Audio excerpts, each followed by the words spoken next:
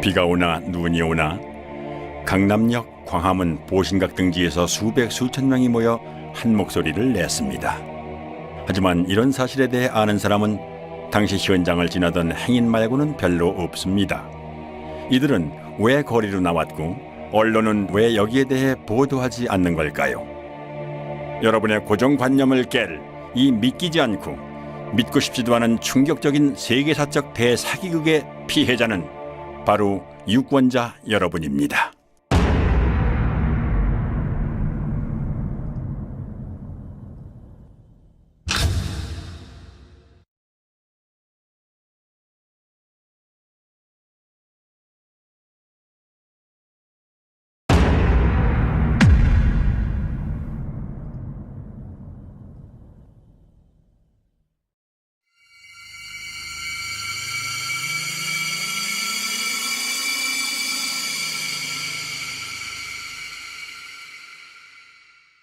총선을 1년 앞둔 시점, 대통령 선거에서 우리가 재집권을 함으로써 앞으로 100년 한반도의 평화를 가져오는 이 발언이 있고 3개월 뒤 더불어민주당의 싱크탱크인 민주연구원의 양정철 원장이 중국 공산당 중앙당교와의 협력 방안을 논의하기 위해 3박 4일 일정으로 중국을 방문했습니다. 伟大光荣正确的中国共产党万岁！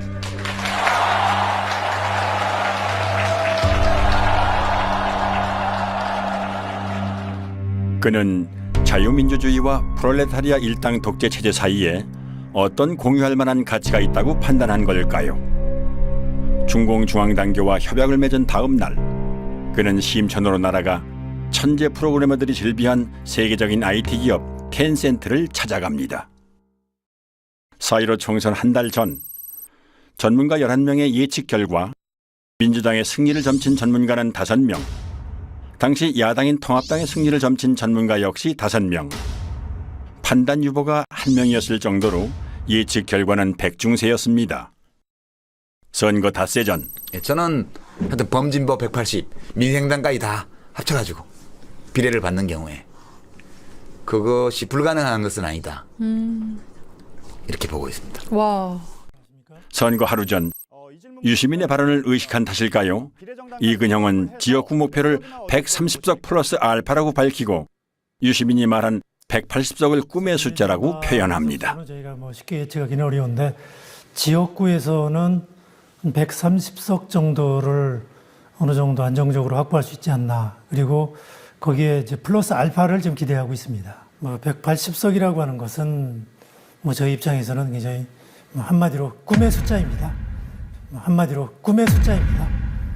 저도 과거에는 부활못이었어요. 저도 이제 특별감찰관실이나 그 국회 부의장실에서 부정선거 제보나 이런 것들을 접한 적이 있습니다. 근데 그때는 이상한 사람들이다. 말도 안 되는 그런 거를 이렇게 가져오냐라고 해가지고 사실 제대로 살펴보지도 않았어요. 그냥 부활못이었죠. 그런데 이제 선거 모의 소송을 하게 되고 증거 보전을 하게 되고 이 부정선거의 증거들을 보면 볼수록 심각한 부정선거가 있었던 거예요. 4월 15일 제21대 국회의원 선거일 출구조사 결과가 발표됩니다. 예상 외의 압승에 어안이 벙벙했던 걸까요? 민주당은 패한 쪽이라고 봐도 될 정도로 경직된 분위기입니다. 이근형 역시 환희에 찬 승자의 모습과는 거리가 있습니다. 민주당은 예상을 훨씬 뛰어넘어 그 꿈의 숫자를 현실로 만듭니다. 선거 다음 날 아침 이근형은 SNS에 전략기획팀의 예측이었다며 광역별 판세라는 표를 올렸는데 큰 논란이 일자 바로 삭제합니다. 그 표에는 지역별 예상 득표와 함께 비례대표 17석을 뺀 실제 민주당의 지역구 획득 의석수와 정확히 일치하는 163이라는 숫자가 적혀 있었던 것입니다. 특히 괄호 안에 사전투표 보정값이란 표현은 시뮬레이션을 통해 사전투표를 조작한 값이 아니냐는 의심을 불러일으켰습니다.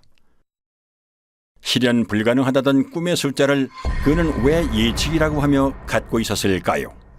더불어민주당이 미래통합당을 누르고 압승했습니다. 민주당은 지역구와 비례대표 의석을 모두 합해서 전체 의석의 5분의 3인 180석 선을 넘겼습니다. 16년 만에 단독 과반을 차지한 것을 뛰어넘어서 사실상 개헌을 제외한 거의 모든 안건을 단독으로 처리할 수 있게 됐습니다. 유례 없는 공룡 여당이 탄생한 겁니다. 반면 미래통합당은 비례정당까지 합해서 개헌 저지선인 101석을 턱걸이로 방어하는 참패를 당했습니다. 그런데 민주당 대선의 1등 공신인 양정철은 예상대로 나온 결과가 무엇이 그리 엄청나고 두려운지 입술까지 파르르 떱니다. 너무 엄청난 결과를 만들어 주셔서 무섭기도 하고 두렵기도 하고 너무 엄청난 결과를 이근영도 비슷한 말을 자주 남깁니다.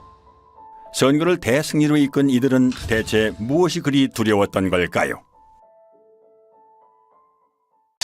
저도 선거를 한 30년 이상 분석을 했지만 이렇게 압도적으로 여당이 승리할 거라는 거는 전혀 예측 못했습니다.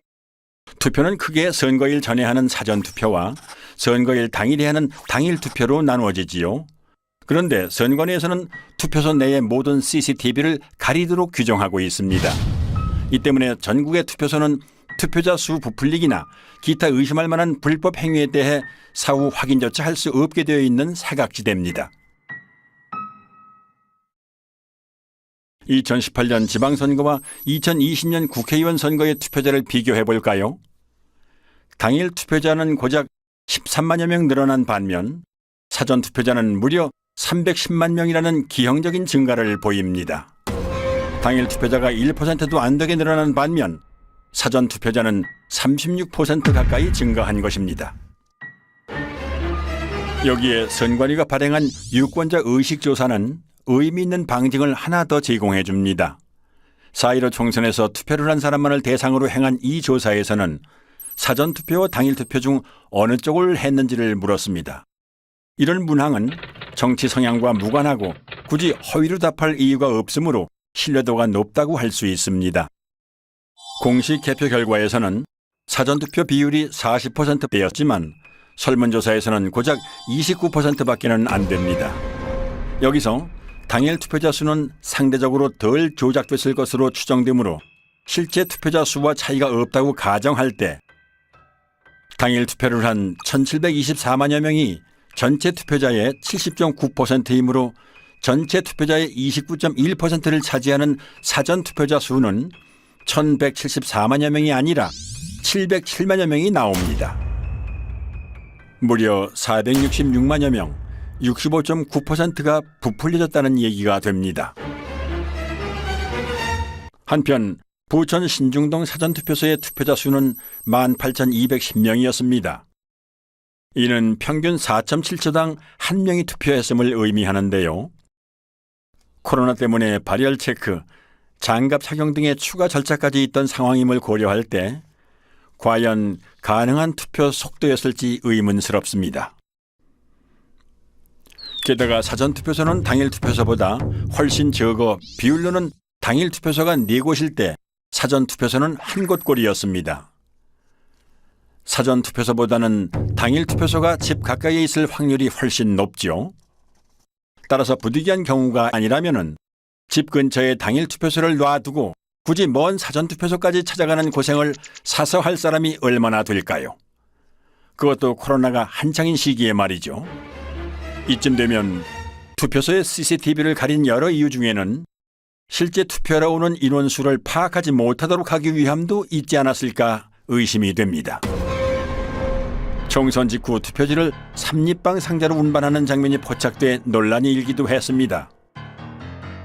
가능성은 크게 두 가지입니다. 다량의 가짜 투표지 혼입으로 인한 상자 부족 또는 가짜 투표지를 채워놓은 상자. 어느 쪽이든 삼립방 상자가 직전 총선에 비해 3배 가까이 비상식적으로 증가한 사전투표자와 연관이 있다는 사실만은 분명합니다. 표 부풀리기는 실물뿐만이 아니라 디지털로도 이루어집니다. 수상한 정황은 충남 부여에서 목격됐습니다. 당시 현장의 개표 참관인들은 다음과 같이 진술합니다. 1번에 기표한 투표지가 지나치게 많이 나왔는데 재분류를 하면 역전됐다. 2번 후보표는 재확인용으로 많이 분류됐다. 주로 사전투표지에서 그런 현상이 발생했다. 개표 사무원은 참관인들의 항의에 못 이겨 전자개표기와 연결되어 있는 노트북을 재부팅하고 개표기를 리셋했습니다. 그러자 1번 후보표가 많이 나왔던 처음 결과와는 상반되게 2번 후보표가 많이 나온 것입니다. 이런 이유 때문에 부자랄들은 투표지 분류기라는 용어 대신 전자개표기라는 용어를 사용합니다. 상당히 저조해요. 전반적으로 지금 개표가 어떻게 진행되고 있습니까? 최첨단 전자개표기 960대를 도입하여 960대의 그 전자개표기가 투표지를 분류하면 2002년 도입 당시 자랑스럽게 불리던 전자개표기라는 명칭은 슬그머니 바뀝니다. 멀쩡한 전자개표기를 투표지 분류기라고 부르는 건 법률상 전자개표기는 재보궐, 지자체 선거 등 작은 규모의 선거에만 쓰도록 현행법이 정해져 있기 때문에 전국 규모의 선거에도 전자개표기를 쓸 경우 불법이 되므로 굳이 투표지 분류기라고 부르는 것입니다.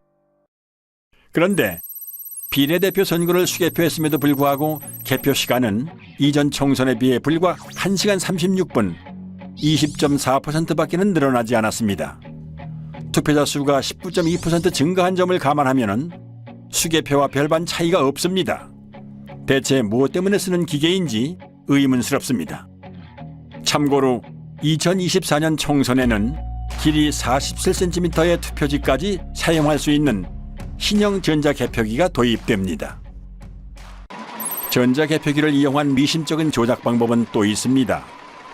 투표지를 분류할 때 전자개표기와 연결되어 있는 노트북 화면에서는 투표지가 한 장씩 스캔됨을 확인할 수 있는데요.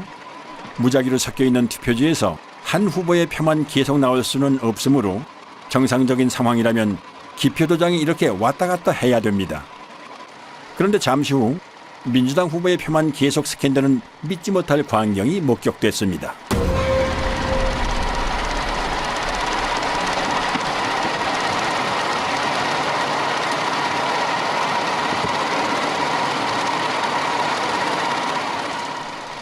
그리고 이런 장면은 부산에서도 참관인의 카메라에 잡힙니다.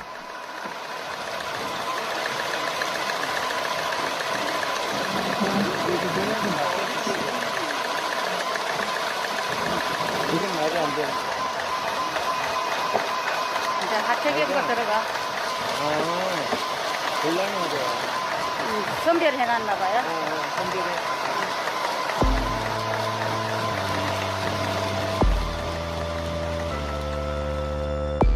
과연 재확인 목적이 맞을까요?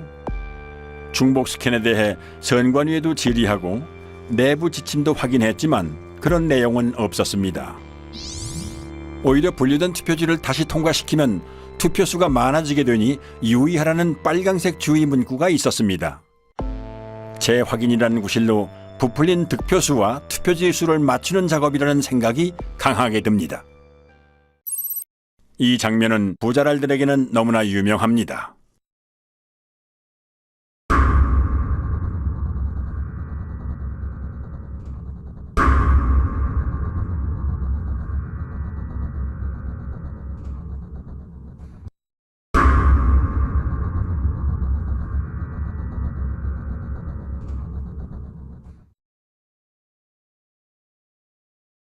그리고 이 개표소에서는 빳빳한 투표지, 이른바 신권 투표지도 목격됩니다.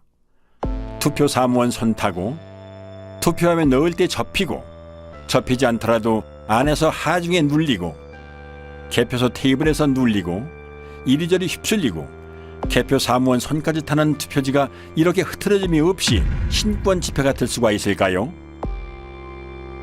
이 밖에도 곳곳의 개표소에서는 전혀 접힌 흔적이 없는 역대 최장의 비례대표 사전투표지와 롤 용지로 출력되므로 절단면이 매끈할 수밖에 없음에도 불구하고 절단면이 거친 관외 사전투표지 다발 등 상식적으로 납득할 수 없는 투표지들이 목격됐습니다.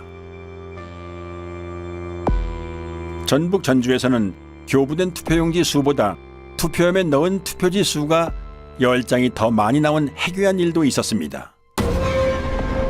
해명할 방법이 없는 선관위는 이 어처구니 없는 숫자를 지금까지도 홈페이지에 그대로 게재해놓고 있습니다. 이렇게 부풀려진 표는 선거 직후 가장 뜨거운 이슈였던 사전투표와 당일투표 간의 비상식적인 괴리를 만들어냈습니다.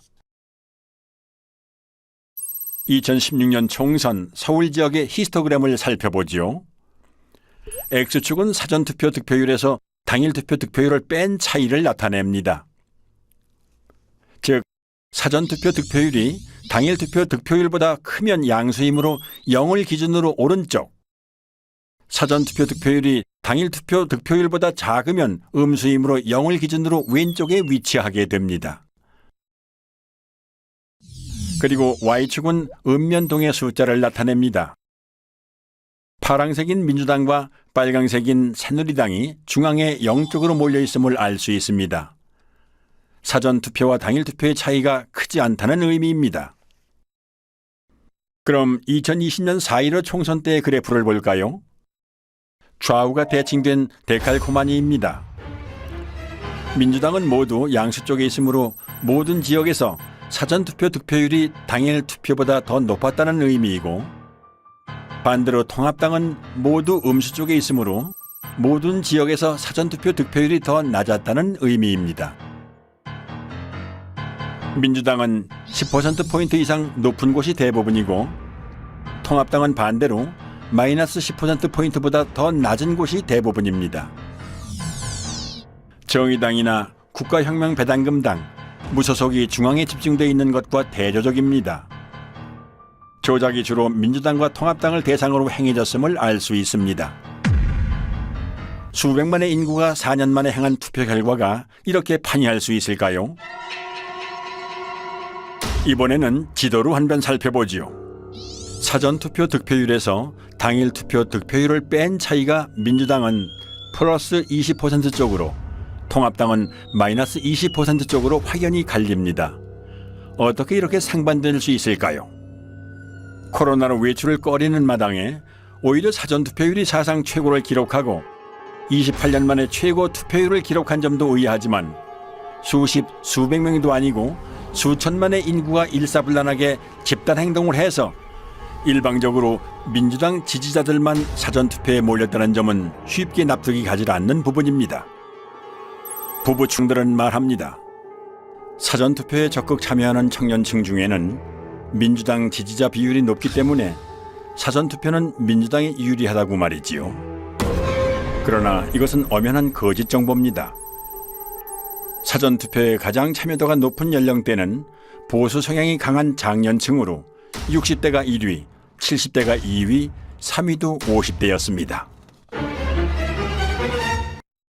그럼에도 불구하고 사전투표 득표율에 있어 거의 모든 선거구에서 민주당은 10에서 20% 정도 더 높았고, 통합당은 그만큼 더 낮았던 것입니다.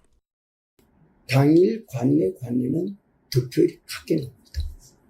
근데 그게 뭐냐면 전 세계적으로 공통으로 인정되는 통계적 공리입니다.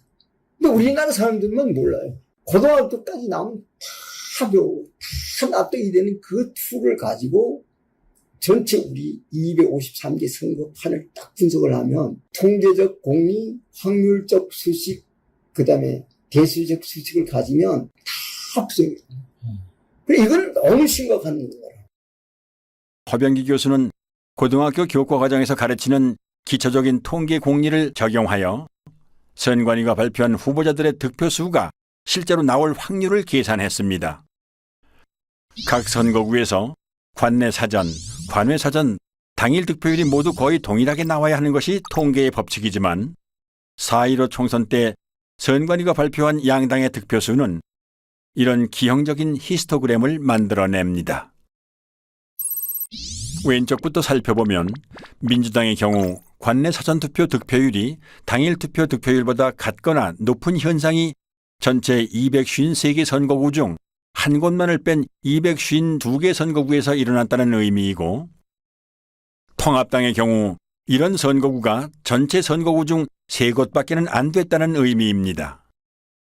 관외 사전투표에서도 이런 현상은 동일하게 나타났고, 민주당의 경우 사전투표와 당일투표의 득표율을 합친 전체 합계가 당일투표 득표율보다 같거나 높은 현상이 모든 선거구에서 나타난 반면 통합당의 경우 고작 2개의 선거구에서만 나타났습니다.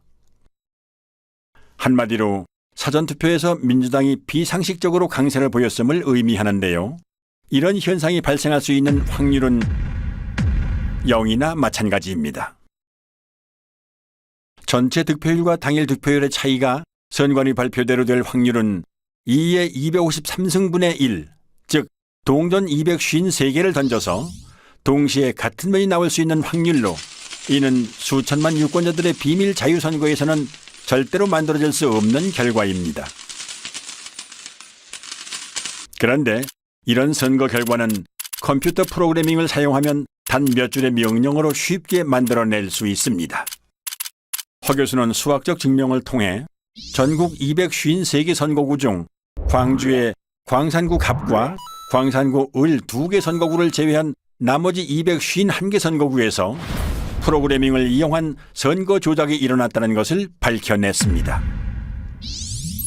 조작 없이 유권자의 투표를 그대로 반영한 광주 광산구 을의 경우 당일 관내 사전, 관외 사전 전체 득표율이 거의 동일한 것을 볼 수 있습니다.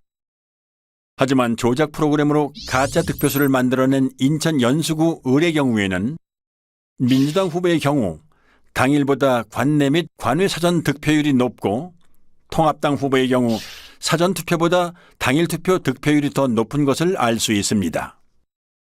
이 그래프는 통합당과 민주당의 당일 득표율 차이에 대해 양당의 당일 투표와 사전 투표를 합친 전체 득표율 차이의 변화를 보여주는데요. 따라서 X축과 Y축이 모두 양수인 일사분면은 통합당이 당일 투표에서 이기고 당일 투표와 사전 투표를 합친 전체 득표에서도 이긴 경우, 이사분면은 당일 투표에서 지고 전체 득표에서는 이긴 경우, 삼사분면은 당일 투표에서 지고 전체 득표에서도 진 경우, 사사분면은 당일 투표에서는 이기고 전체 득표에서는 진 경우를 의미합니다.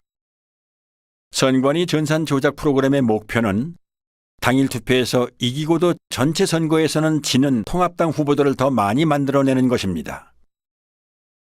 즉, 원점을 지나고 기울기가 1인 정상적인 선거 그래프의 Y절편과 기울기를 움직여서 사사분면에 위치하는 선거구를 많이 만들어내는 것입니다. 이 밖에 로이킴은 추단법을 이용하여 선거 데이터 속에 Follow the Party라는 특정 문자열이 숨어 있다는 사실을 발견해냈습니다. 이처럼 선관위 데이터에서 특정한 문자열이 나왔다는 사실은 선관위 데이터가 유권자의 투표로 자연스럽게 생성된 숫자들이 아니라 누군가 선관위 데이터에 손을 댄 흔적이 문자열로 남았다는 의미가 됩니다. 프로그래머들은 본인의 작업물에 쉽게 드러나지 않는 암호를 숨겨놓음으로써 본인이 작업자라는 증거를 남겨두는 경우가 있습니다. 永远跟党走永远跟党走永远跟党走永远跟党走 영원히 당을 따르라는 중국 공산당 구호인 영원근당주에서 영원을 빼고 당을 따르라는 부분을 영문으로 옮긴 Follow the Party. 4.15 총선 전 양정철이 중공중앙당교와 협약을 맺은 다음 날 방문한 텐센트 본사 앞의 조형물에는 공산주의를 상징하는 낫과 망치와 함께 당을 따르라는 문구가 새겨져 있습니다. 프로그래머는 매일 오가며 보았을 이 친숙한 문구를 남긴 걸까요? 선거 데이터를 비교하고 분석하기 위해서는 그 데이터를 표준화하는 작업이 필요하다 생각했습니다. 그렇게 표준화 작업을 통해 분석하던 중 규칙성을 발견했는데 그것이 이제 수학적 규칙성이 아니라 언어적 규칙성이 아닐까 하는 호기심에 아스키 코드로 변환하는 과정에서 Follow the Party라는 문자열을 발견할 수 있었던 것입니다. 선관위가 발표한 선거 데이터에서 발견되는 데칼코마니 분포, 1차 함수의 기울기 변화와 Y절편의 이동, 특정 문자열의 존재 등은 선거 결과가 인위적인 조작에 의해 만들어졌음을 의미합니다. 재검표 현장에서 쏟아져 나온 충격적이고 비상식적인 투표지들을 잠시 후 보시게 될 텐데요. 이들 가짜 투표지들은 조작된 투표 수와 실물 투표지 수를 일치시키기 위해 황급히 급조하는 과정에서 생겨난 것으로 보입니다. 이러한 데이터 증거들은 살인사건 현장에 남겨진 피에서 검출된 범인의 DNA에 비유할 수 있는데요. 살인사건의 DNA는 국과수의 포렌식을 통해 범죄자를 찾아낼 수 있습니다. 그렇다면 부정선거의 DNA로 범행을 밝힐 수 있는 방법은 무엇일까요? 우선 유권자가 실제로 투표한 실물 투표지 수를 선관위가 발표한 가짜 투표수와 대조해보는 방법이 있습니다. 이는 재검표를 통해 가능하지요. 개표 현장에서 신권처럼 빳빳한 투표지나 측면끼리 붙어있는 투표지가 목격된 것으로 보아 개표 이전 또는 개표 중에 가짜 투표지들이 투입된 정황이 있습니다. 하지만 실시간으로 실물 투표지를 투입하여 그 숫자를 선관위 발표 숫자와 정확하게 맞추는 것은 불가능에 가까운 일입니다. 따라서 전산 조작을 밝혀낸 전문가들은 후보자의 재검표 신청에 의해 투표함 보존이 결정된 선거구의 경우 투표함 전체가 바꿔치기 될 수 있다는 추측을 하기도 했습니다. 아니나 다를까 투표지가 보존되기 전, 심지어는 대법원의 투표지가 보존된 이후에도 투표함 전체가 가짜 투표지들로 통과리가 되었다는 사실이 재검표에서 확인됐습니다. 그 물증들을 잠시 후에 보실 수 있습니다. 그렇다면 이제 커다란 의문이 남습니다. 선거일에 내가 행사한 한 표는 지금 어디에 있는 것인가? 내 지역구에서 당선된 국회의원은 내가 직접 뽑은 게 아니라 선관위 컴퓨터가 뽑은 가짜란 말인가? 유권자의 입장에서는 당연히 이런 심각한 질문을 던져볼 수밖에 없습니다. 한편 부정선거 범죄의 DNA를 확인할 수 있는 또 다른 방법은 선관위 서버를 포렌식하는 것입니다. 선관위가 발표한 선거 데이터에는 가짜 득표수를 만들어낸 통계적 증거가 남고 서버의 로그 파일에는 그 조작 프로그램을 운영한 흔적이 남기 때문입니다.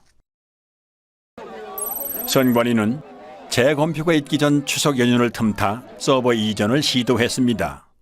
모든 서버는 전원을 켜고 끈 기록, 외부로부터의 접속 이력이나 사전 투표용지 발급 이력, 데이터베이스 수정 이력에 이르기까지 컴퓨터가 관여한 모든 사건을 자동으로 남기도록 설정돼 있으므로 가히 핵심 증거라고 할 수 있습니다.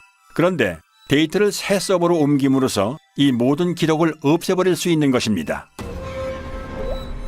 비유를 하자면 휴대폰을 교체할 때 사진이나 연락처만 옮기고 운영체제 업데이트 이력이나 통화 이력 등은 옮기지 않는 것과 마찬가지인 거죠. 한마디로 디지털 포렌식이 불가능해지는 것입니다. 선관위는 서버 교체는 아니라며 보도자료까지 배포하지만 이미 신뢰를 잃은 선관위의 말을 곧이곧대로 믿는 건 어리석은 선택입니다. 이에 인천 연수구을 민경욱 후보의 재검표 소송을 맡은 변호인단은 중앙선관위 서버에 대해 증거 보존을 신청하지만 기각됩니다. 기습적인 이전 시도를 알아차린 시민들은 선관위 관악청사 앞에서 경찰과 밤새 대치하며 서버 이전을 막기 위해 필사적으로 저항하지만 역부족이었습니다.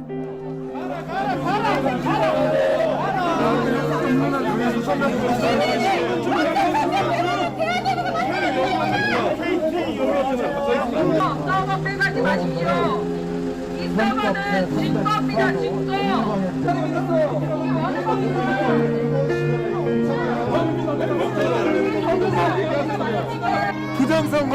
부정선거를 밝히라는 국민들 체포해가고 있습니다.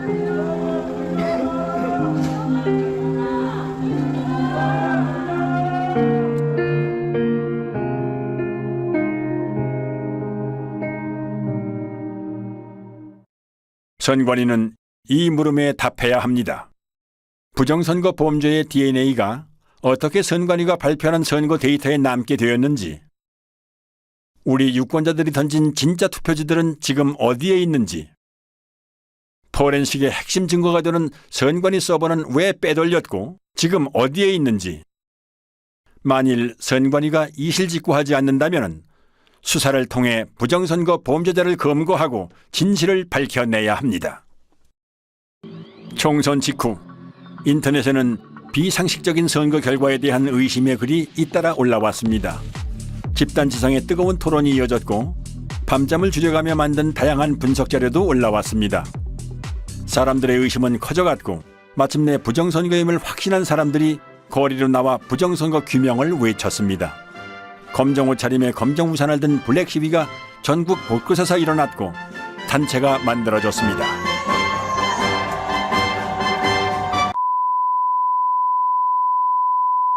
그러나 일부 군소 언론과 소수의 유튜브 채널만이 제 목소리를 낼 뿐 절대 다수의 언론 매체들은 침묵했습니다. 오히려 나무위키 같은 좌편향 사이트나 일부 언론은 음모론으로 폄훼하기까지 했습니다. 진중권은 부정선거 의혹을 제기하는 사람들을 정신병자 취급했습니다. 아군에게 총구를 겨누는 사람도 있었습니다. 광주 사태 북한군 600명 투입설과 사전투표 조작설은 국가기관의 판단을 부정한다는 공통점이 있습니다.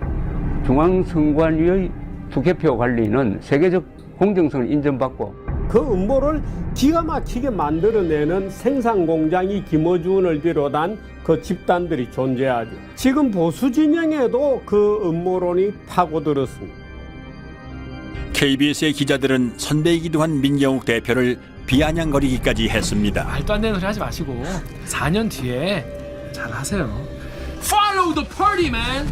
Follow the party. 이거 BGM으로 막 파리 음악 풀어줘요. Party, man. 이거 나올 때다 둠시 했을 건데 공들여 기사를 안 보기 시작했어요.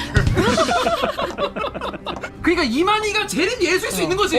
그런 거지. 이만희가 재림 예수일 수도 있죠. 우리가 모르지. 그랑 똑같은 거야. Follow the party 몰라. 알고 싶지도 않아. 정작 최대 피해자인 미래통합당은 꿀먹은 벙어리였습니다. 아니 몇몇은 오히려 민 대표 등 의혹을 제기하는 사람들을 비난하고 성토했습니다. 민경욱 의원이나 저 같은 사람들은 계속 정치를 하는 사람들이기 때문에 뭐 이런 정도의 국가적 혼란을 야기했으면은 민경욱 의원이 오르면은 제가 정치 그만두면 되는 것이고요.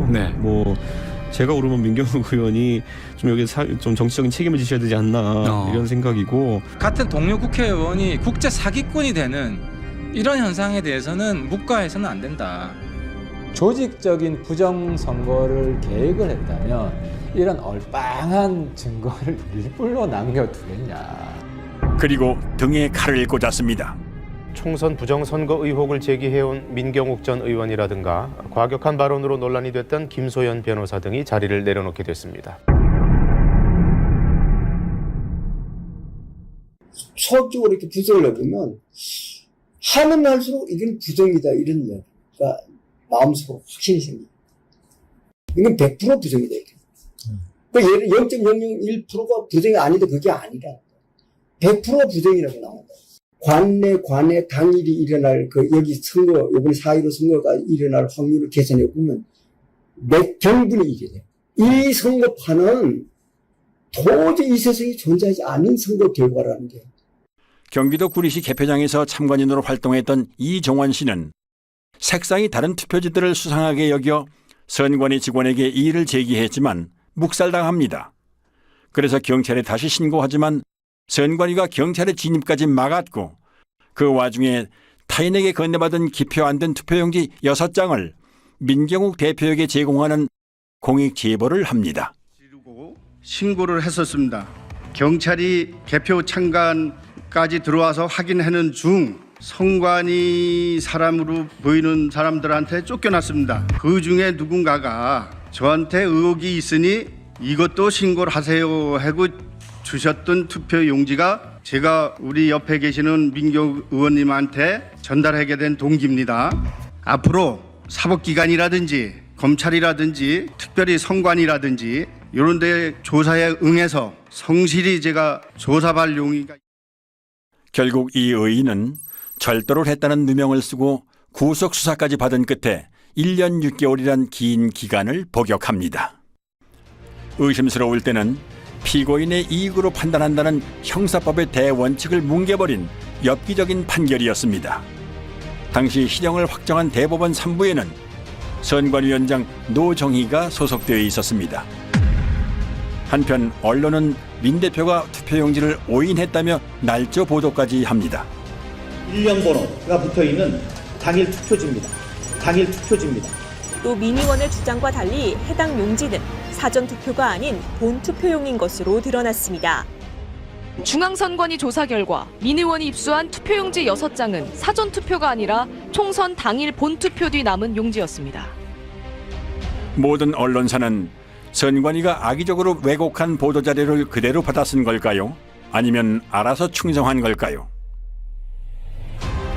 4.15 총선은 누가 봐도 미심쩍은 선거였던 탓에 선거 직후 역대 최다의 선거 무효 소송이 무더기로 접수되었고 부정선거를 줄기차게 주장해온 민경욱 대표는 가장 먼저 소를 제기합니다. 선거에 관한 소청이나 소송은 다른 쟁송에 우선하여 신속히 결정하고 재판하여야 합니다. 소가 제기된 날부터 180일 이내에 처리하라 이렇게 되어 있습니다. 하지만 대법원은 처리 기한을 4배 이상 훌쩍 넘긴 800여일 만에야 이 소송을 처리합니다. 중앙선거관리위원회는 선의의 피해자인지 아니면 부정선거의 주범이며 공범인지 국민들이 지켜볼 것입니다. 그런데 많은 사람들이 공감을 안 하는 게 문제예요. 지금이 어떤 시대인데 이랬단 말이에요. 얼마든지 내년에도 또 신청을 해보겠어요. 해가지고 제가 교육을 시키고 싶어요. 사전투표 절대로 해서는 안 되고. 기다리고 기다리던 인천 연수구을 재검표가 소를 제기한 지 1년도 넘어 마침내 열립니다. 황당하게도 대법원은 사진과 동영상 촬영을 허용하지 않거나 극도로 제한합니다. 선관위는 투표지 이미지 파일 원본은 없다며 사본을 제출합니다.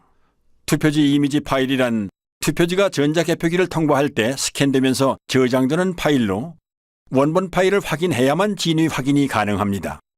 사본에는 이미지 생성 시간 등의 핵심 정보가 없기 때문입니다. 그러므로 사본을 제출한 자체가 파일이 조작된 것임을 자인하는 셈이었습니다.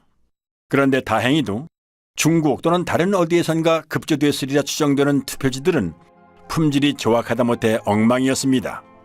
투표관리관 도장의 빨간 잉크가 일장기처럼 원형으로 뭉개져 글자를 제대로 알아볼 수가 없는 이른바 일장기 투표지가 나왔고 지역구 투표지 하단에 비례대표 투표지 일부가 인쇄된 배춧잎 투표지도 나왔습니다. 프린터에서 롤 용지로 출력하는 사전 투표지에서는 절대 나올 수 없는 측면끼리 붙은 자석 투표지. 아니 동영상 촬영이 되나? 네네네. 제가 그 권한을 계속 촬영 중이에요. 됐습니까? 이거 안 띄워진다. 어머나 이게 뭐야? 안 띄워진다 이거. 이 겉쪽면을 자세히 한번 찍어볼게요. 이게 어떻게 붙어 있는지. 이렇게 하니까 떨어지네. 비지미 또는 이발이라고 불리는 재단 잔여물을 달고 있는 투표지. 이거는 자르다가 만 거 같네요. 네, 제가 지금 동영상 찍었습니다. 이거 한번 뒤집어 주실 수 있나요? 이것도 네. 옥년 이동이네요. 네. 이것도 옥년 이동인 거 아니에요? 네네네. 그럼 저희가 옥년 이동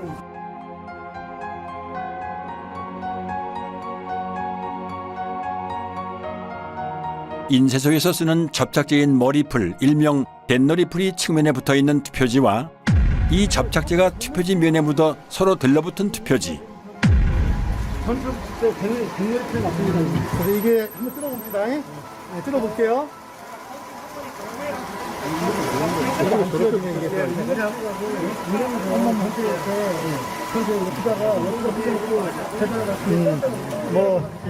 이건 별도로 계산하면 될 것 같아요.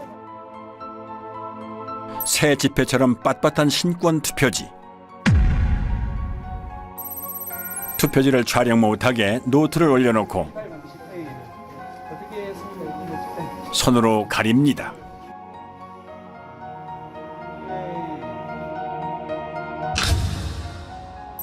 한쪽 여백이 아예 없는 것으로도 모자라 기표란 일부가 잘려나간 투표지. 테이프로 보수한 투표지. 스캔한 투표지를 다시 인쇄한 흔적. 재검표 현장은 그야말로 엽기적인 투표지의 전시장이었습니다. 물론 증인신문 때 해당 투표소의 사무원들은 투표 당시 그런 투표지를 보지 못했다고 증언합니다. 민경욱 대표는 이런 투표용지에 투표한 사람을 찾는다며 10억 원을 내걸고 신문에 전면 광고까지 냈지만 그런 투표용지에 투표를 한 사람은 아직까지도 나오질 않고 있습니다. 첫 번째 재검표인 만큼 주요 언론에서도 보도를 했습니다. 단 선관위의 이미지 파일 원본 인멸이나 비정상적인 투표지가 쏟아져 나왔다는 언급은 이런 반구도 없는 편파적인 보도였습니다. 재검표 전후의 표 차이도 279표나 났지만 이를 문제 삼는 언론 역시 없었습니다. 재검표장에 일어나는 일들을 국민들이 알면은 가만 안 있겠죠. 재검표장에서 무수히 나온 가짜 투표지들을 보면 부정선거가 없었다라고 생각할 수가 없습니다. 투표함을 개봉을 하는데 특히 사전투표함을 개봉만 하면 정말 이것은 희상천외한 이상투표지들이 쏟아졌단 말입니다. 그것을 보면서 저는 진짜 충격을 받고 소름이 끼칠 정도였습니다. 스캔해갖고 다시 인쇄했다는 게 확인이 된 게 뭐냐면, TMC 340에서 프린터에서 있는 투표지가 나오면 망점이 점막이 이렇게 프린터로 막 풀어진 게 보여요. 보이는데, 이 파주권은 없어요. 망점이 없어요. 다 뭉그러졌어요. 이게 프린터에서 뭉그러질 수가 없거든요. 프린터 아무리 잉크를 뭐 또 붙인다고 해도 뭉그러질 수가 없어요. 박용찬 후보, 지금 당협위원장께서 그때 증거 보전 때 사진을 잘 찍어 놓으셨어요.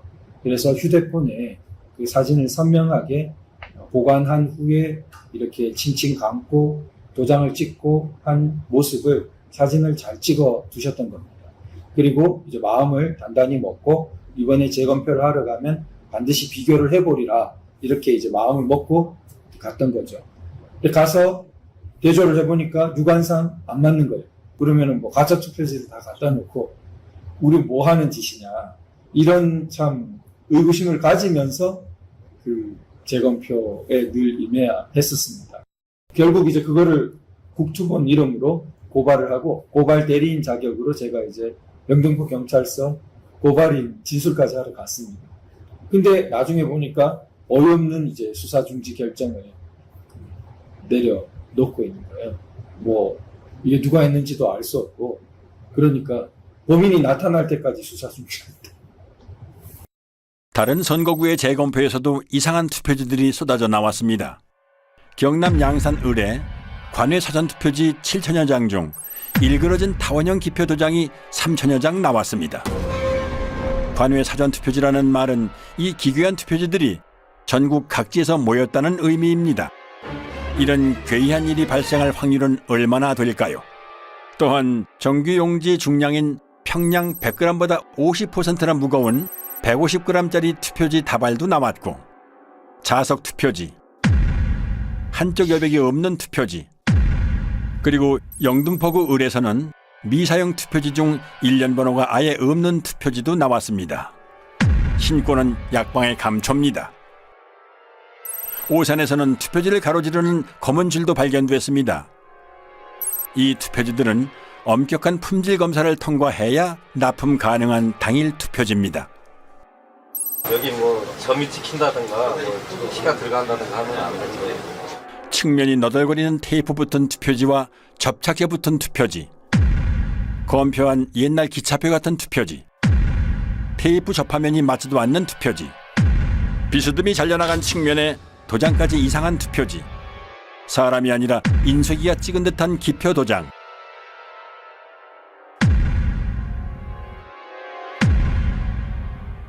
측면에 붙어있는 머리풀, 누더기 투표지, 투표관리관 도장이 없는 투표지도 발견됐습니다. 파주에서는 지역구와 비례대표 인쇄 내용이 함께 찍힌 배춧잎 투표지도 2장 더 나왔습니다. 그리고 자석 투표지 3장짜리도 보입니다. 상단에 빨간 화살표 모양이 붙어있는 화살표 투표지도 나왔습니다. 안 나오면 섭섭한 신권 투표지, 한 장씩 절취하여 교부하는 일련 번호를 한꺼번에 여러 장 자르다 만 투표지, 새 종이 같은 빳빳함은 차치하고 이런 잔여물이 롤 용지에서 나올 수 있나요? 여기에 투표용지는 분류 시 종이가 걸리는 것을 방지하기 위해 종이가 접힌 후 원 상태로 회복하는 기능이 적용된 특수 재질을 사용하고 있습니다. 접힌 자국이 없는 투표지가 돈다발처럼 묶여 다량 발견된 것이 선거 결과 조작의 증거는 될 수 없습니다. 선관위의 궤변대로라면 이런 투표지들은 모조리 가짜 투표지가 되겠군요. 주요 물증에 대한 보충 설명입니다. 화살표 투표지는 QR코드가 있으므로 사전투표지입니다. 사전투표용지는 롤 용지를 사용해 출력하지요. 롤 끝에는 용지가 풀리지 않도록 고정하는 스티커를 붙여놓는데 이 부분이 그대로 사용된 것입니다. 얼마든지 재발급이 가능한데 굳이 이런 투표용지를 교부할 사무원이 있을까요? 일장기 투표지는 투표관리관이 손수 도장을 날인하는 당일 투표지입니다. 관리관이 사용하는 도장은 잉크가 내장돼 있어 인주가 불필요한 만년 도장인데요. 아마도 사용법을 모르고 인주를 묻혀 찍는 바람에 일장기에 붉은 원처럼 도장이 뭉개진 투표지입니다. 참고로 일장기 도장은 송도 이동 제6투표구의 총 투표지 1974장 중 1000장 이상이 나왔습니다. 1000장을 날인하려면 무려 6시간이나 걸리는데요. 물론 그 긴 시간 동안 그런 도장을 찍은 사람도, 그런 투표지에 투표를 했다는 사람도 나타나지 않았습니다. 정상의 투표용지라면 좌우 여백이 균등해야 합니다. 선관위가 팩트체크라는 이름으로 올려놓은 영상부터 보시죠. 투표용지의 좌우 또는 하단 여백이 불균형하게 인쇄된 투표용지가 발견됐다는 의혹이 일면서 이게 유조 투표지 대량 인쇄의 증거라는 주장이 있었는데요. 대법원은 투표용지 발급기에 장착된 라벨 프린터에 종이를 정렬하는 가이드의 위치가 잘못 설정되었거나 공급용지를 한쪽으로 치우치게 투입하거나 커팅되면서 좌우 또는 상하 여백이 다른 투표용지가 생성될 수 있다고 판단했습니다. 투표지 위조는 없었다. 선거 이슈 팩트체크였습니다.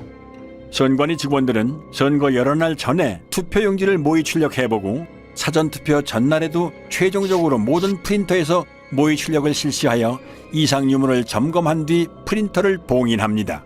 그리고 사전투표 당일 아침 봉인을 제거한 후 그 설정 그대로 사용합니다. 게다가 모든 투표용지의 폭은 100mm 불변이므로 위치를 한 번 설정해 놓으면 가이드에는 아예 손을 댈 필요가 없습니다. 그런데 이런 투표지가 나올 가능성은 얼마나 될까요? 그리고 이 프린터는 이렇게 소형 라벨까지 출력하기 때문에 좌우가 1mm만 틀어져도 불량품이 될 수 있으므로 가이드가 움직이지 않도록 고정해주는 레버가 있습니다. 올리면 풀림 상태, 내리면 잠금 상태가 되지요. 그런데 선관위는 여기 한술 더 떠 아예 레버를 글루건으로 고정을 시켜놓고 사용해왔음이 확인됐습니다.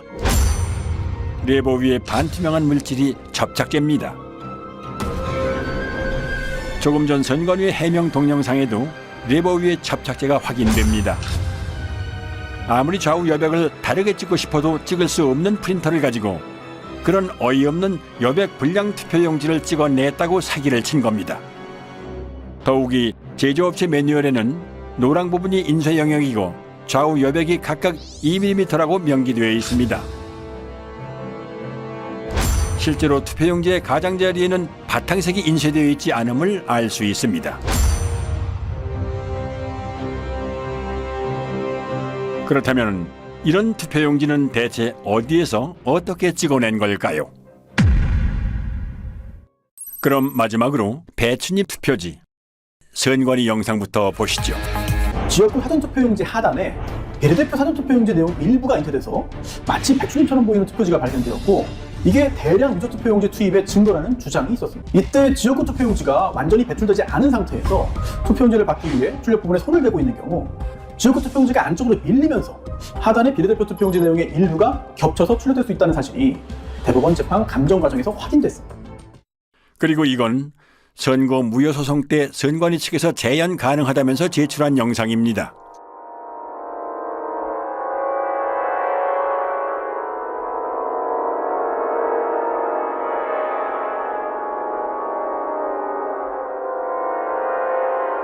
발상은 참신했지만 반박 불가한 여러 증거가 투표지에 남아 있었습니다. 선관위에서 사용하는 사전투표용지 발급기는 앱손사의 3색 잉크젯 프린터입니다. 잉크젯 프린터는 헤드가 좌우로 움직일 때 헤드에 달린 노즐에서 서너 가지 색의 잉크가 일제히 분사되어 색을 만들어내지요. 반면 가짜 투표지 인쇄에 쓰인 인쇄기는 순서에 따라 한 색상씩 개별적으로 찍어냅니다. 즉, 잉크젯 프린터는 여러 색을 동시에 찍어내지만 인쇄기는 색상별로 차례대로 찍어낸다는 커다란 차이점이 있는 것입니다. 옅은 색으로 인쇄된 파랑, 노랑, 녹색 부분이 보이시죠?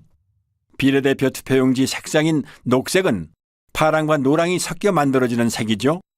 그런데 이 투표지의 파랑과 노랑은 왜 서로 다른 위치에 찍혀 있을까요?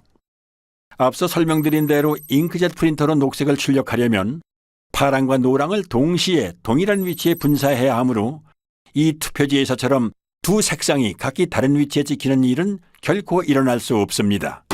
즉, 이 파랑과 노랑은 인쇄소 인쇄기에서 파랑을 먼저 찍어낸 후에 노랑을 찍어내는 과정에서 발생한 흔적으로 인쇄소에서 찍어낸 가짜 투표지라는 결정적인 증거가 되는 것입니다. 또한 국회의원 선거 투표라는 글자가 곡면을 따라 인쇄된 것도 원통을 사용하는 인쇄기 인쇄의 흔적입니다. 평면으로 배치된 잉크젯 프린터의 노즐에서는 일직선으로 배열된 글자가 곡면으로 출력되는 일은 일어날 수 없습니다. 그리고 국회의원 선거투표라는 글자 아래에 선거투표라는 글자가 중복으로 인쇄되어 있습니다. 희미하게 보이는 노란 글자까지 치면 최소 3개입니다. 게다가 빨간 선관위 청인도 얼핏 보이는 것만 최소 2개입니다. 설마 투표 사무원이 2번 이상 여러 번 갖다 댔다고 하지는 않겠지요. 또한 한국경제당 아래에 위치한 친박신당이 더 위에 찍힌 것도 설명할 수 없는 부분입니다. 참고로 이런 인쇄 불량은 인쇄 중 찢긴 용지 일부가 원통에 달라붙은 것을 모르고 계속 작업할 때 일어나는 현상입니다. 사실 배춧잎 투표지의 증거는 이것 하나만으로도 충분합니다. 투표용지 출력에는 낱장이 용지가 아니라 이어져 있는 롤 용지를 사용하므로 앞에 투표용지가 절단되는 순간 다음 투표용지는 이미 상당 부분 인쇄를 마친 상태가 됩니다. 즉, 지역구 투표용지가 배출될 때 비례대표 투표용지 가장 윗부분의 선거명과 청인은 이미 인쇄를 마친 상태인 것입니다. 이 영상을 한번 보시죠. 선거용지 2장을 받으면 지역구 투표용지 배출에 바로 이어서 비례대표 투표용지가 나오는 모습입니다. 아무리 재빨리 들이민다 해도 비례대표 투표용지 상단부에 선거명과 청인은 찍힐 틈을 허용하지 않습니다. 그러므로 이런 현상은 일어날 수 없는 것입니다. 제가 그랬습니다. 대법관님, 원상회복종이, 형상기억종이 선관위한테 좀 가져오라고 해주십시오. 대법관은 세분한테 법조인사가 가가지고 이건 인쇄해서 제대로 하지 우리 국민들이 찍은 투표지가 아니다라고 이렇게 설명을 했더니 조재현이라는 그 대법관이 안 듣겠다고 고개를 돌려버렸어요. 어이없는 사실은 투표지 중량을 비교하거나 루페로 인쇄 상태만 비교해봐도 쉽게 진위를 파악할 수 있음에도 불구하고 대법관들이 이런 요청을 묵살했다는 점, 그리고 이런 표들이 유효표로 인정됐다는 점입니다. 정말 다 바꿔놨었습니다. 사전투표, 당일투표 전부 가짜였습니다. 금촌 이동 투표로 경우에는 투표로에는 이상 투표지들이 기재됐는데 관리관 날인 없이 약 20장이 나갔다. 또 그 번호표 미절치 상태로 한 장이 나갔다. 오전 시작할 무렵에 이제 그런 일이 벌어졌다고 기재되어 손글씨로 되어 있습니다. 그러니까 누군가가 분명히 적은 것이죠. 그렇다면 이것은 재검표 때 나온 금촌 이동 이투표 투표지들은 진정한 투표지가 아니고 뭔가 바꿔치기 된 투표지가 아니냐. 이상하다. 투표록에는 투표관리관의 실수로 도장을 찍지 못했다라고 이렇게 20장을 찍지 못했다고 했는데 재검표장에는 전부 다 찍혀서 나온 이런 특이한 현상이 있어요. 개표장의 투표지들과 재검표장의 투표지들이 다르다라는 얘기죠. 이런 빳빳한 이런 성질뿐만 아니라 투표록, 개표록에 있어서의 그런 심각한 차이도 이런 부정선거를 입증하는 그 증거라고 할 것입니다. 촌 이동 투표소 경우에는 상당히 이제 우리 이때까지 많은 의혹들이 어떻게 보면 정점에 이른 그런 사례로 볼 수 있지 않을까. 물론 비례대표 투표지 같은 것들이 이제 검증되어서 막 열렸다면 거기도 감당할 수 없는 물증들이 있었을 거라고 생각됩니다. 근데 그 부분들이 다 닫혀버린 상태로 지금 현재 우리에게 남아있는 것 중에서 상당히 강력하게 이렇게 현상을 보여주는 부분이 아닌가 생각합니다. 이 사람들이 한 번도 하지 않은 게 있습니다. 비례대표 투표함을 하나도 열지 못했어요. 비례대표 투표함을 하나도 열지 못한 이유가 있겠죠. 너무나 엄청난 정보들이 쏟아질까 봐 두려웠던 거죠. 비례대표 투표지에 대한 중요성은 초기부터 강조되었습니다. 워낙 이게 길어가지고 특별히 위조하기가 어렵다. 표시가 많이 날 거다. 이렇게 생각했기 때문에 처음부터 증거 보전을 할 때부터 문제가 됐습니다. 증거 보전을 할 때 비례대표 투표지까지 하도록 법원 명령이 나왔는데 선관위 국장급에 해당되는 사람이 그 지역국장인가요? 아니 판사를 막 그렇게 판사의 권위도 무시하고 그거를 증거 보전을 못하게 했거든요. 그리고 뒤에 따라가서 했거든요. 이미 뭔가 또 손을 썼겠죠. 아마도. 그러니까 그때부터 벌써 비례대표 투표지가 자기들에게 엄청나게 약점이 있었던 거죠. 비례대표 선거 무효 소송은 3년 만에 재판을 열었는데 그 첫 기일에 모든 증거 신청을 기각하고 바로 변론을 종결하고 선고기일을 잡고 기각 판결을 내렸다는 말입니다. 이런 재판이 있을 수 있습니까?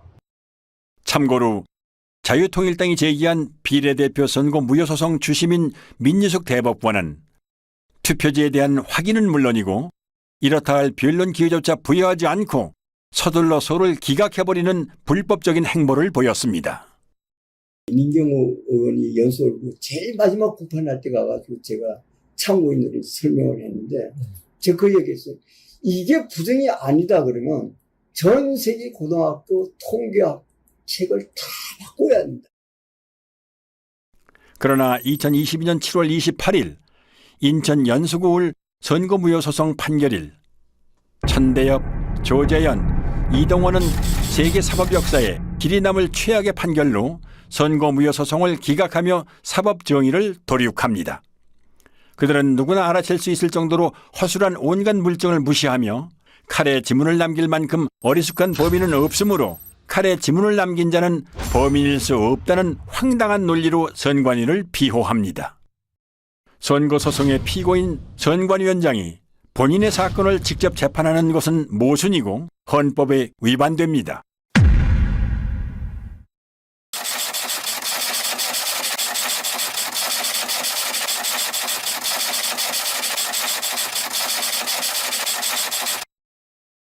(4월 15일) 총선 선거무효소송을 기각했습니다. 법원의 판단을 존중합니다. 지난 2년간 우리 사회는 부정선거 논란으로 국민적 불신과 갈등이라는 엄청난 사회적 비용을 치러야 했습니다. 그나마 후손들에게 그나마 덜 욕을 먹으려면, 불명예를 회복하려면 지금이라도 양심 선언하고 제대로 재판해야 된다. 그렇게 생각을 합니다.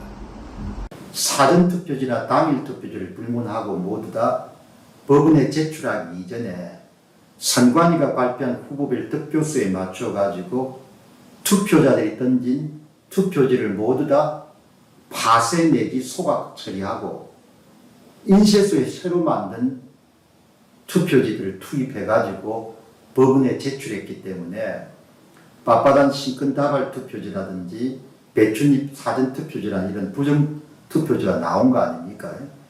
그거를 대한민국의 대법관들이 다 아는 겁니다. 알매도 불구하고 본인들이 그냥 듣기로 결정한 겁니다. 그 판결문에서는 그 본드가 떡칠된 투표지 같은 것은 일체 언급을 하지 않습니다. 가장 설명하기 곤란하고 불리한 부분은 아예 이렇게 존재 자체를 묵살해버리는 식으로 편법을 쓰면서 진행했습니다. 증거가 나오잖아요. 그 법조항이 있죠. 예를 들어 선거재판이나 법조항이 있어요. 제가 문외한으로 가봐도 당장 이건 선거 재선거예요. 아까 일정기 예를 든다면 1700 중에서 1000표가 나왔다. 그리고 200표인가 300표 무표가 나왔어요. 글자 하나도 인식이 안 되는 게 나와요. 그리고 그때 관리 책임자가 나와갖고 나는 그런 도장 찍은 적이 없습니다. 그거 하나만이라도 그 선거를 새로 해야 돼요. 대법관이라는 사람이 그렇게 법조항을 그렇게 많이 다루는 사람들이 다른 말을 붙여서 무슨 그게 범인을 찾는 그 말이 안 되는 걸로 갖고 그래 난 들어보니까 저는 이제 그 세계가 다른 세계인데 가보면 너무 놀란 거예요. 아 여기는 이런 세계가 여기 또 있구나. 이게 진짜 신기한 세계다. 선거관리위원회가 잘못하면 선관위를 없애면 됩니다.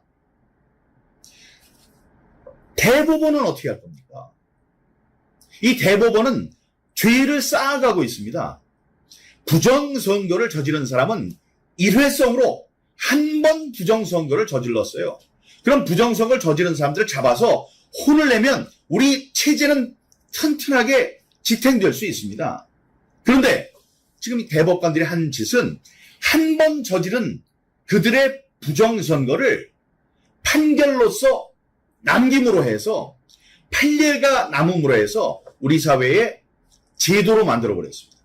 부정선거를 제도로 만든 그 큰 죄, 위헌, 헌법을 유린한 죄, 그 죄의 값은 반드시 물어야 한다고 생각합니다. 적어도 누구나 아마 상식선에서도 그 정도라면 이 선거는 부정이고 무효라고 판결을 해주고 스스로 검찰에다가 고발을 하고 수사 의뢰를 하고 이렇게 해야 되는데 심지어 뭐 대법관들이 검증기일에 촬영한 수많은 사진들을 다 삭제해버리고 동영상이고 녹음이고 다 해놓고 그런 거 주지도 않고 그렇게 불투명하고 공정하지 않고 오히려 뭐 범죄자들 돕는 이런 식의 행동을 하는 분들은 아마 스스로 그 자리에서 물러나고 그 나머지 여생을 정말 좀 반성하시면서 살아가는 게 그게 인간된 도리라고 생각이 되거든요.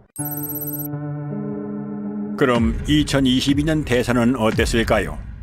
많은 부자랄들이 얘기합니다. 애국 시민들의 적극적인 선거 감시 활동이 없었더라면 이재명이 대통령이 됐을 거라고 말이죠. 물증뿐만이 아니라 데이터도 부정선거임을 말해줍니다.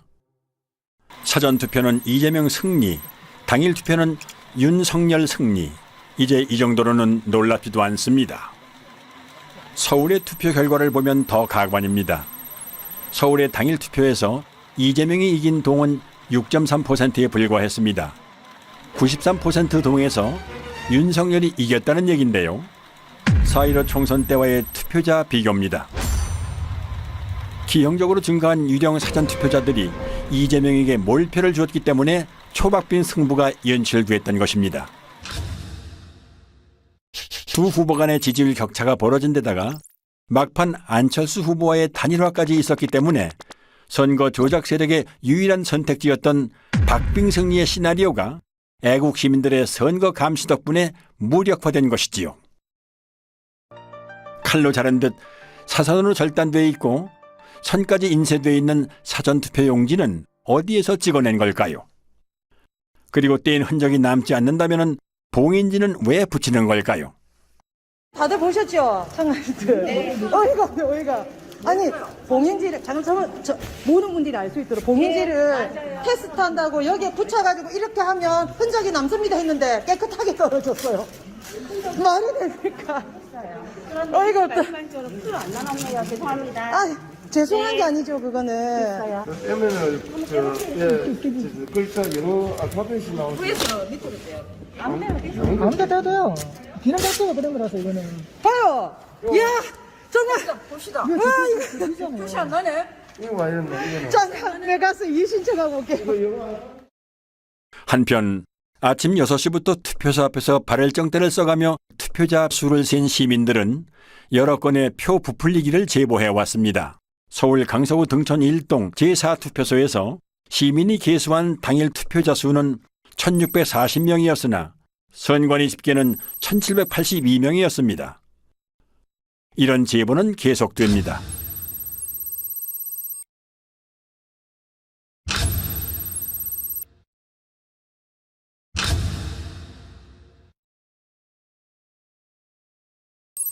국민의 참정권 유리는 정권이 바뀐 후에도 여전히 계속되고 있습니다. 결정권자인 윤 대통령이 부정선거를 수사하라는 그런 지시만 내려주면 순식간에 밝혀질 수 있을 거라고 생각하고요. 이 투표지들을 보면 3구 대선에 이어 치러진 6.1 지방선거 또한 부정이 아니라고 말 못합니다. 이재명이 출마한 인천 계양구 올 국회의원 보궐선거의 빳빳한 당일 투표지들, 그리고 새로 산 벽돌책 같은 교육감 투표지들, 1년 번호가 절취 안 된 투표지들은 투표 사무원이 절취하는 걸 깜빡 잊어다 치더라도 자르다만 투표지는 있을 수가 없습니다. 절취하다만 투표용지를 그냥 교부할 사무원, 그리고 그런 투표용지를 받아들고 기표소로 향할 투표자는 유령밖에 없습니다. 연속도는 동일 후보 투표지 투입은 지방선거에서도 포착됩니다. 그런데 세로 줄이 보이시죠? 문제는 이 줄이 있는 투표지들이 각지에서 우편으로 취합된 관외 사전 투표지라는 점입니다.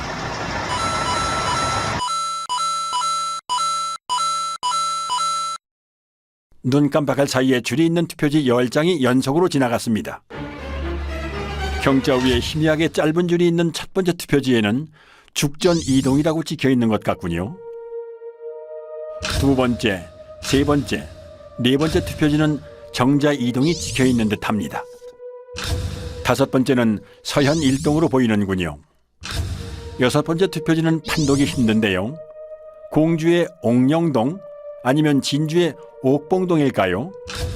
일곱 번째는 정자 2동, 여덟 번째는 정자 1동, 아홉 번째는 희흥동인가요? 어쨌든 별개의 지역입니다. 마지막 열 번째는 사당 1동처럼 보이는데 정확히 판독은 안 되지만 아무튼 처음 나오는 동입니다. 투표지에 세로줄이 있는 것만으로도 매우 수상한 일인데 각지에서 취합된 세로줄 투표지가 연달아 모여있을 가능성은 얼마나 될까요? 당연히 여러 투표소의 관리관 도장이 찍힌 가짜 투표지를 어딘가에서 한꺼번에 찍어냈다는 증거인 것입니다. 문재인 정부에서 실시한 4.15 총선과는 달리 6.1 지방선거, 국회의원 보궐선거, 교육감 선거는 윤석열 정부에서 실시된 선거들로 정권이 바뀐 후에도 여전히 부정선거가 자행됐다는 정황을 보여줍니다. 따라서 이들 선거에서 부정이 있었다면 마땅히 그 책임은 윤석열 대통령이 져야 합니다. 법학자들, 변호사들 침묵하고 있습니다. 이런 잘못된 진행에 대해서는 잘못된 절차 진행, 잘못된 재판에 대해서는 비판의 목소리를 내야죠. 왜 안 냅니까? 이 시대를 살았던 기자들은 지난 4년의 공백기간, 그 양심의 공백기간,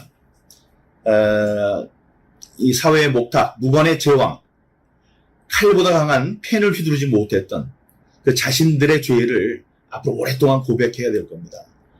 이 배춧잎 투표지로 투표한 사람이 존재한다고 가정을 하지요.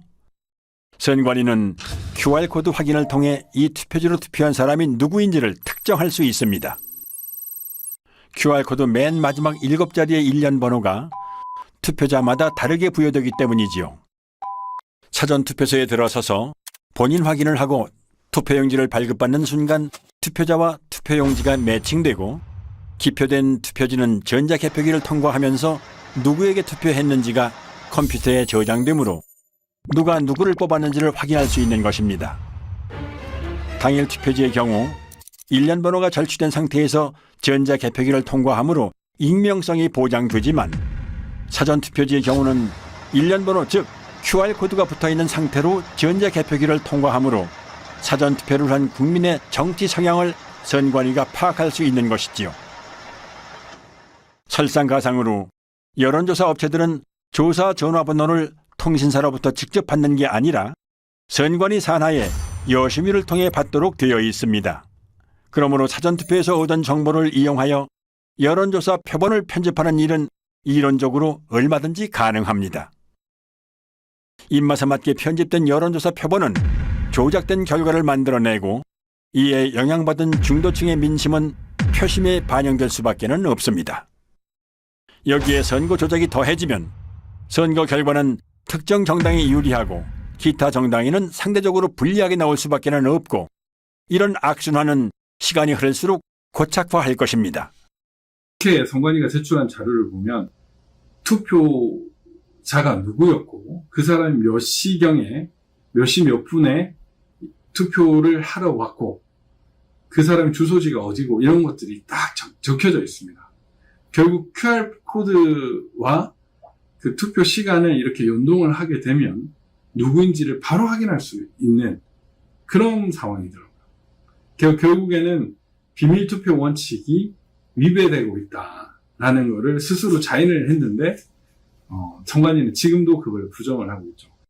지금도 이제 만약 공중파 같은 데서 이런 그 사건을 다루고 국민들에게 알린다면 국민들이 저는 가만히 있지 않을 거라고 생각됩니다. 언론은 선관위의 조작 결과를 무비판적으로 수용하고 재검표에서 쏟아져 나오는 온갖 물증이나 대법관들의 만행을 철저히 외면함으로써 대중의 눈을 가렸습니다. 정치인은 또 어떤가요? 부정선거라 할지라도 나만 당선되면 국가의 존립, 국민의 주권은 내 알 바 아니라는 태도로 침묵, 방관하고 심지어 부정선거를 밝히려는 국민들의 노력을 무시하고 조롱해온 자들은 앞으로 영원히 권력의 무대에서 퇴출되어야 합니다. 한편 헌법과 법률을 수호해야 할 책임이 있는 대법관들은 누가 봐도 뻔한 부정선거 범죄의 증거를 묵살하고 법률로 정해진 재판 절차를 그들 스스로 위반하며 오히려 선관위를 비호함으로써 공정한 재판관이 아닌 선관위의 변호인 노릇을 했습니다.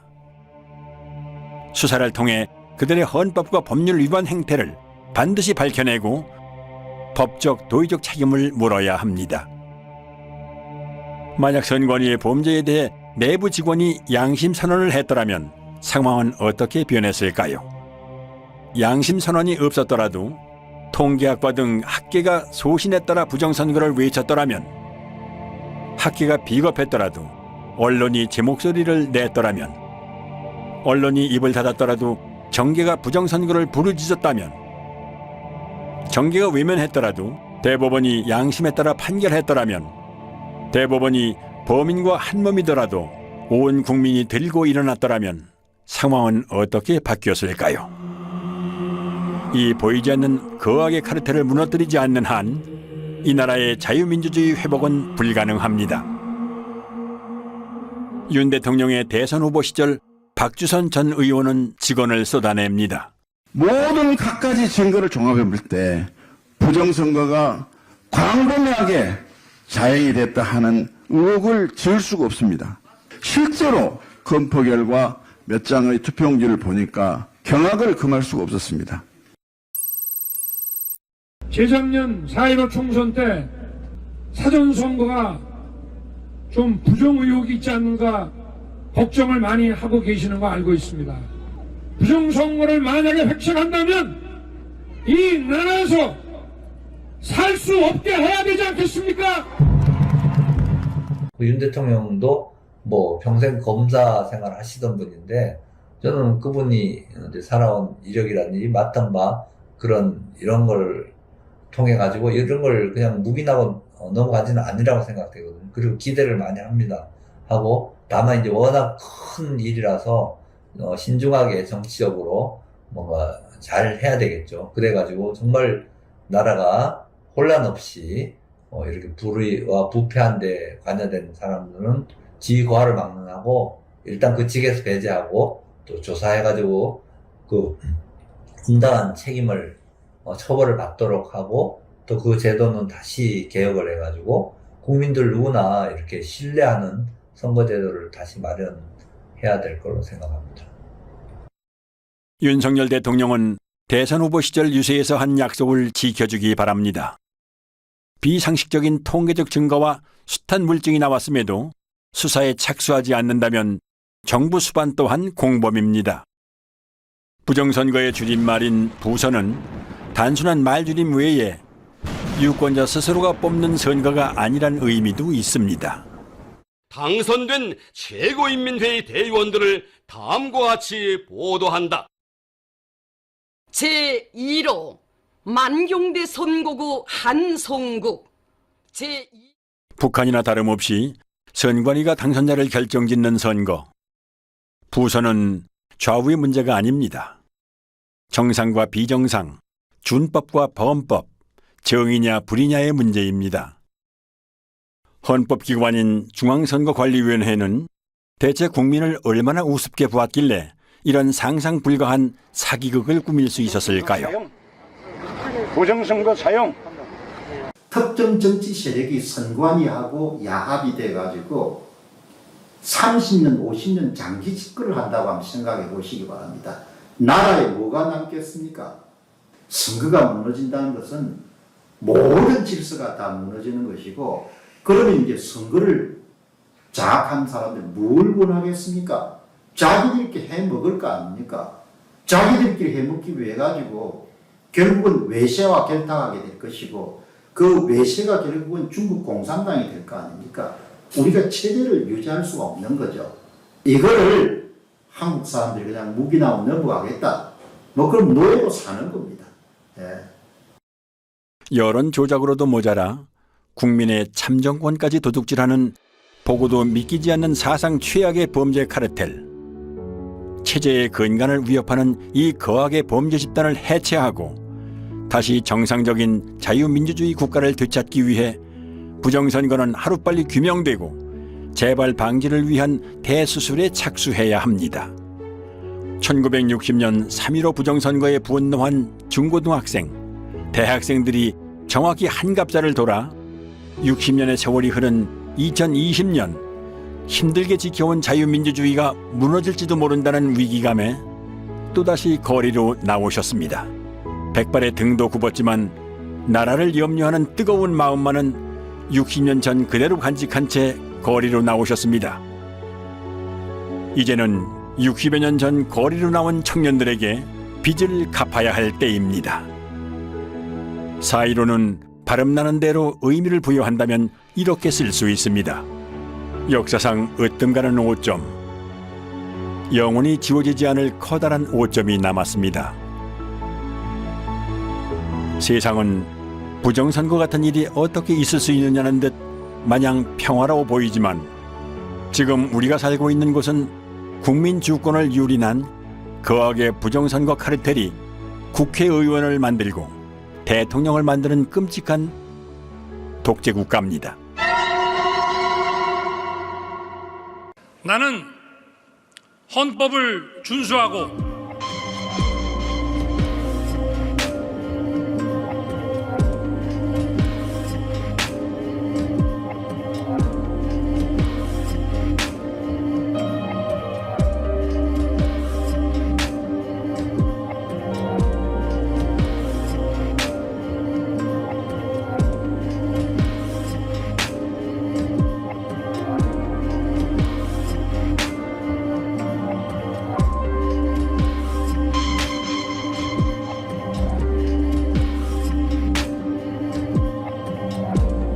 문재인 대통령은 청와대에서 천대엽 신임 대법관에게 임명장을 수여했습니다. 문 대통령은 환담에서 평생을 모범적으로 살아온 법조인이자 사법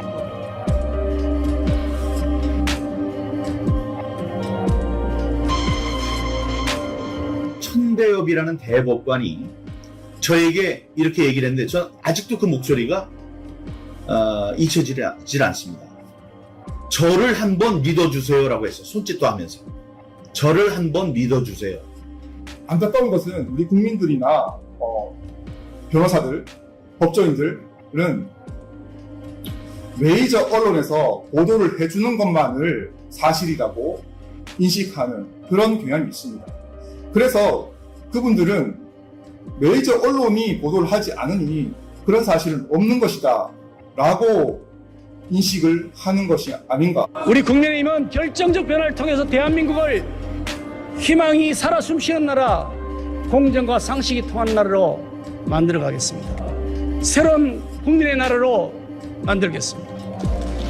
선거 때마다 단골 손님처럼 등장하는 부정선거 논란은 우리가 70년 동안 어렵게 꽃피워온 민주주의 정신을 위협할 뿐만 아니라 사회 통합을 저해한다는 점을 뼈아프게 생각해야 합니다. 정치인은 주권자의 대리인입니다. 국민이 맡긴 권력은 오직 국민만을 위해 사용되어야 합니다. 서러운 국민의 눈물을 닦고 절망하는 국민들께 꿈과 희망을 드려야 합니다. 말 같지가 않아서 응대를 안 하려고 했었는데 좀 선거가 있었다 이렇게 이야기를 하는데요. 물론 우리 국민들께서 그 이야기에 그나마 귀를 기울이시는 분은 아무도 없는 것 같습니다. 또 10% 이야기를 하고 있는 사람들을 보면서 안타깝습니다.